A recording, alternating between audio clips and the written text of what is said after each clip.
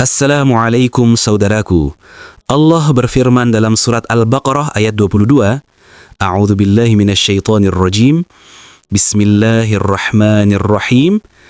Alladzi ja'ala lakumul arda firasyan was samaa'a binaa'an wa anzala minas samaa'i maa'an fa akhraja bihi minats thamarati rizqan lakum fala taj'alu lillahi andadan wa antum ta'lamun.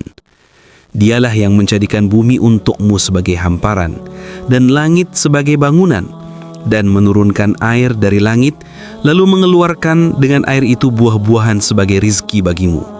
Maka janganlah kamu mengadakan sekutu-sekutu bagi Allah, padahal kamu mengetahui. Allah membuka ayat ini dengan mengajak manusia melihat 3 tanda besar dalam hidupnya.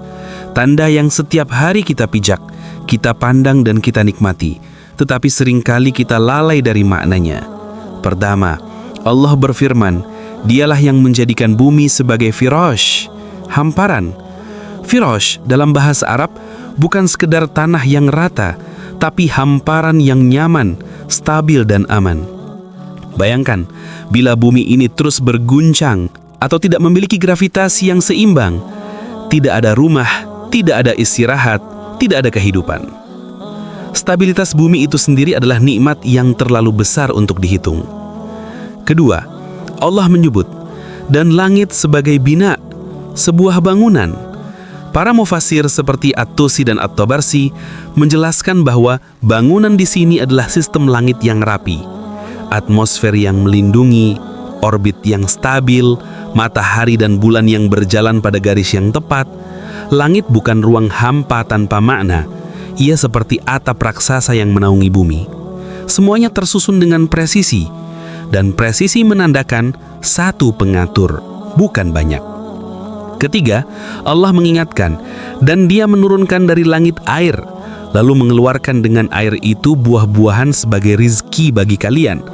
Hujan bukan sekedar fenomena alam, ia adalah bagian dari siklus kehidupan yang dijaga dengan teliti. Dari air hujan tumbuh tanaman, dari tanaman tumbuh rizki, dan dari rizki Allah menghidupkan umat manusia. Inilah tanda rububiyah, bahwa Allah bukan hanya pencipta, tetapi juga pengatur dan pemberi kehidupan. Setelah menyebut 3 nikmat besar, bumi, langit, dan rizki, Allah menutup ayat ini dengan pukulan logika yang sangat tegas. Maka, janganlah kalian mengadakan sekutu-sekutu bagi Allah, padahal kalian mengetahui. Para ulama mengatakan, inilah kesimpulan tauhid yang paling rasional. Jika seluruh sistem kehidupan berasal dari satu sumber, jika satu tangan yang mengatur bumi, langit, dan hujan, maka bagaimana mungkin manusia menyembah sesuatu selain Dia?